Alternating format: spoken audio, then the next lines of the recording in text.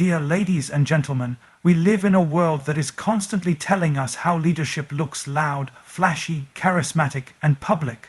But true leadership doesn't begin on a stage.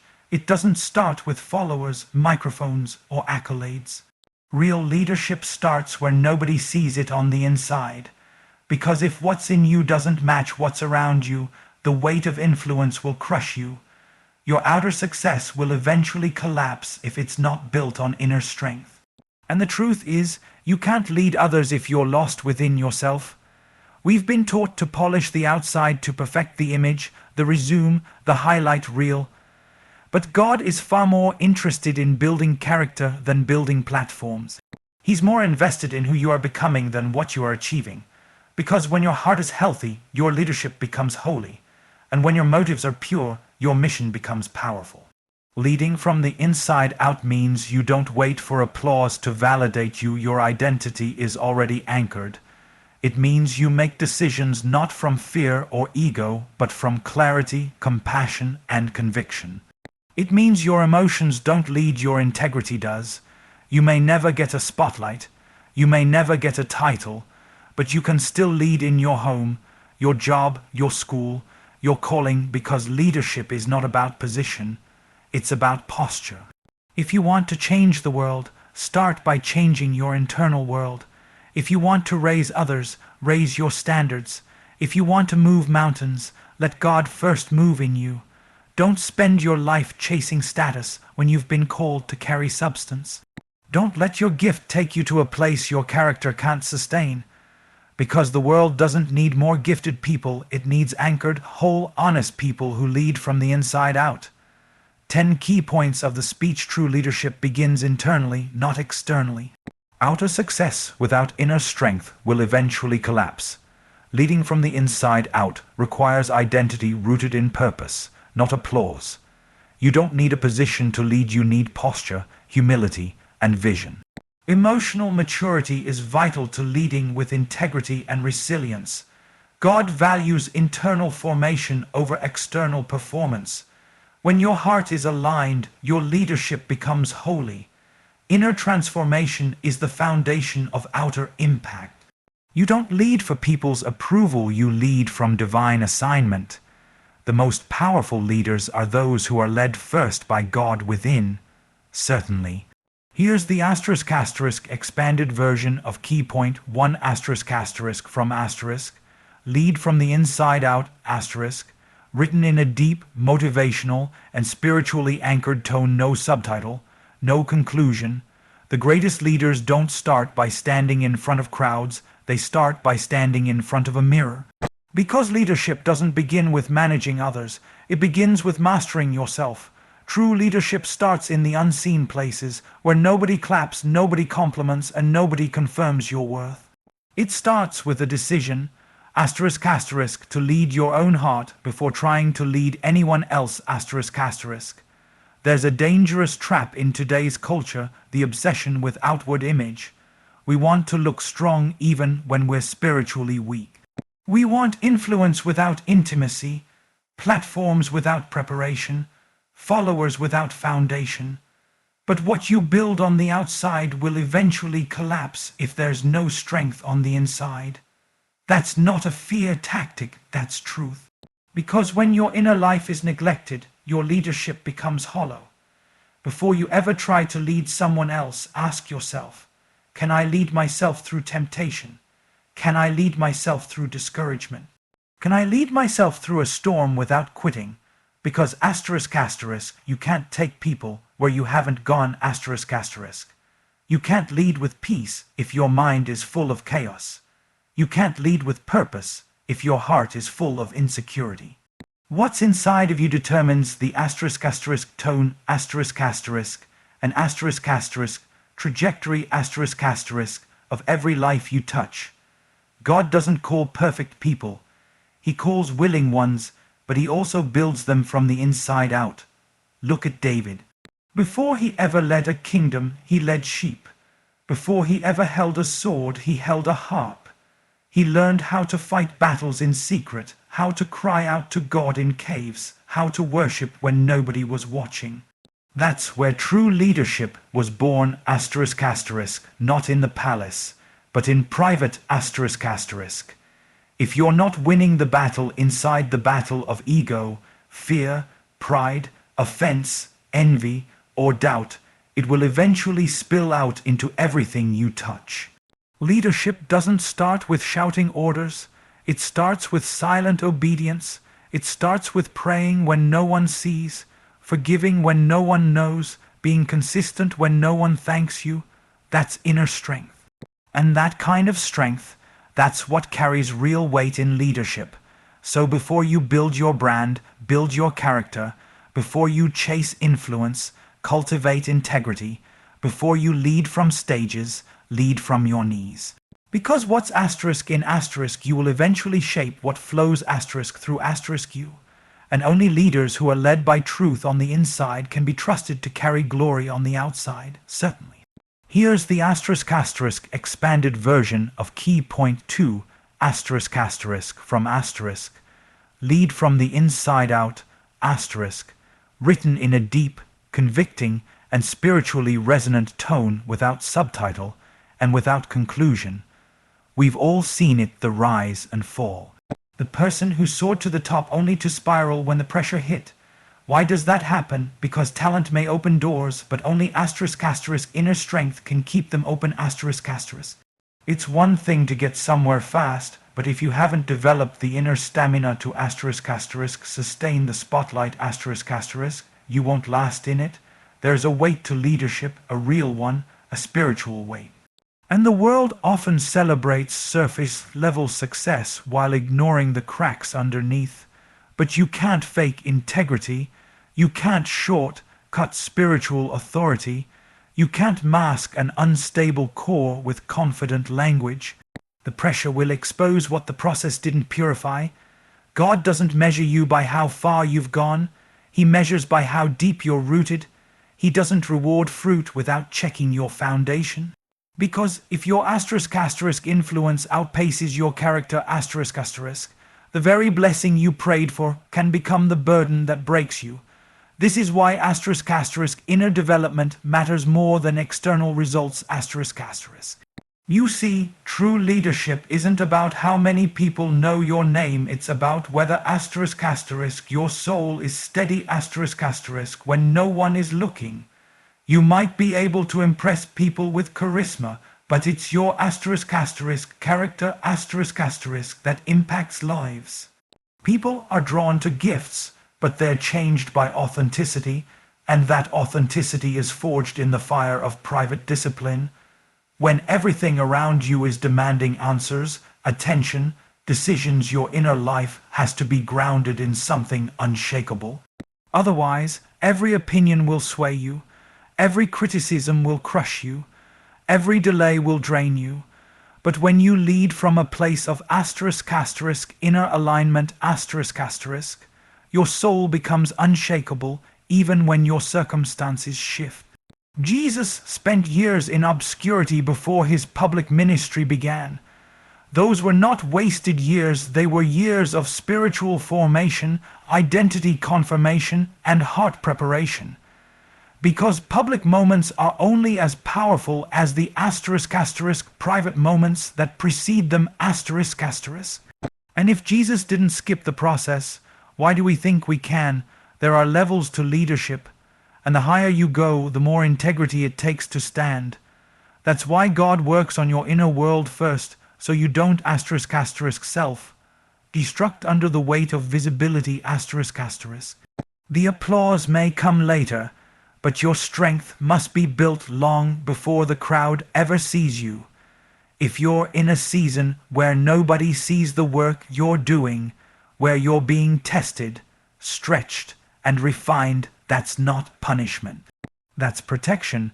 God is preparing you not just to arrive at your calling, but to remain in it with peace, purpose, and power absolutely. Here's the expanded version of key point 3 from lead from the inside out written in a bold, emotionally engaging, and deeply reflective tone, no subtitle, no conclusion, The most dangerous kind of leadership is the kind driven by applause. Because if applause builds you, absence of it will break you. You cannot build a stable identity on an unstable foundation like public opinion. Leading from the inside out means that your source of validation must be internal, not external. You can't lead with confidence if your self-worth is determined by likes, shares, or who's in your corner today but gone tomorrow. There is a subtle but deadly addiction to affirmation in today's world. It starts small, the craving to be seen, to be praised, to be needed. But over time, that hunger can become the very thing that hijacks your calling. Because when you depend on people's approval to feel valuable, you will compromise your integrity to keep their applause. You'll shrink your convictions to avoid offense, you'll alter your direction based on crowd reaction, and you'll lose your God-given compass in the process. The moment you start leading to be accepted, you stop leading with authenticity. And that's where burnout begins. That's where bitterness creeps in. That's where performance replaces purpose. You become a puppet for people's expectations instead of a leader anchored in truth. But when you lead from the inside out, your value is already settled.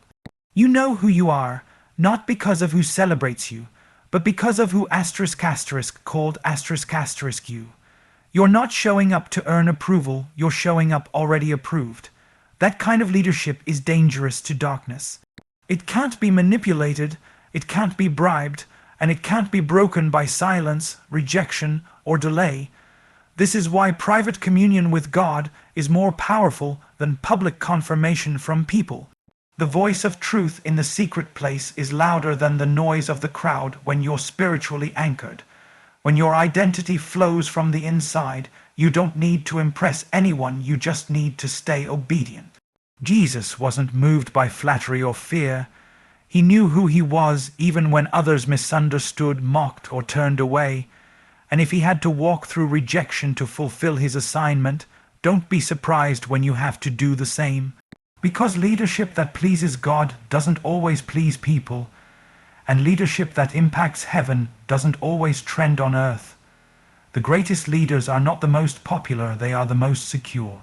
They don't speak louder, they live deeper, they're not desperate for attention, they're grounded in intention, and they know this truth. If God affirms it, no man can undo it. Certainly. Here's the expanded version of key point 4 from *. Lead from the inside out, written in a passionate, grounded, and introspective style without subtitle or conclusion. You don't need a title to lead, and you don't need a microphone to have a message. The most powerful leadership often happens where no spotlight ever shines, in the hallway conversations, at the dinner table, during the quiet prayers whispered when no one's around. Because leadership isn't about your position, it's about your posture. Posture is about how you carry yourself when no one is watching. It's the way you respond to pressure, the way you treat people who can't benefit you, the way you remain faithful when no one claps for your effort. That's the stuff. Real leadership is made of the unseen choices, the small sacrifices, the consistency in the mundane. A healthy posture doesn't scream, "Look at me." It quietly declares, "I'm ready." Too many people chase the platform without building the posture to sustain it. They want visibility before they've built the emotional and spiritual maturity to stand in it. But when you lead from the inside out, you understand that leadership begins long before the opportunity shows up. You lead in your prayer life, you lead in your mindset, you lead in your discipline, you lead when you choose integrity over popularity, when you forgive without being asked, when you encourage others without seeking recognition. You don't need a leadership title to carry leadership impact.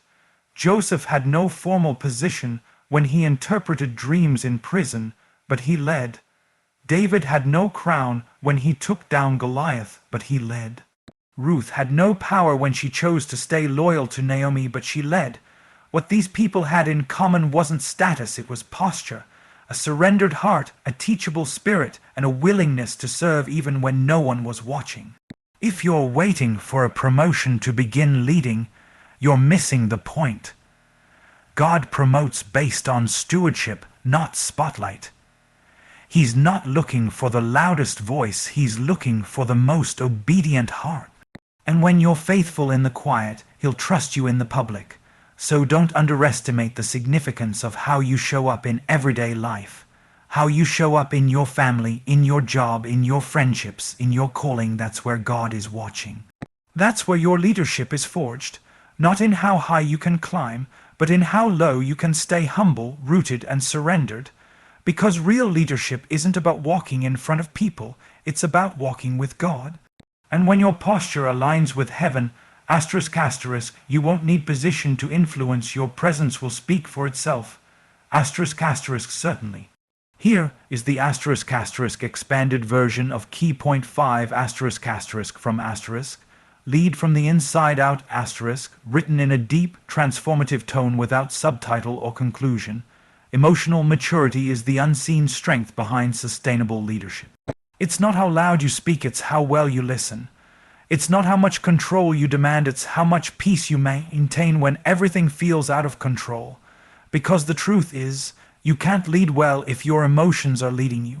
If anger speaks before wisdom does, if offense shapes your decisions more than clarity does, then leadership becomes reaction instead of response. It becomes performance instead of purpose. Some of the most critical battles in leadership are not with other people, they're within yourself.